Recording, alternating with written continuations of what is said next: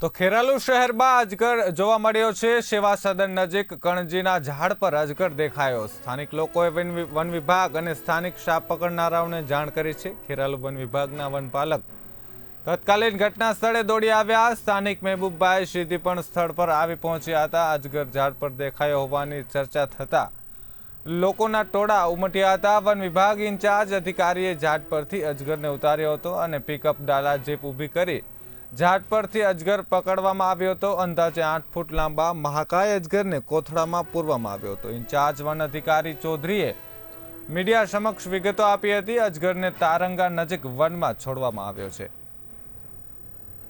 Vijay Chaudhary, in charge વનપાલ Kheralu.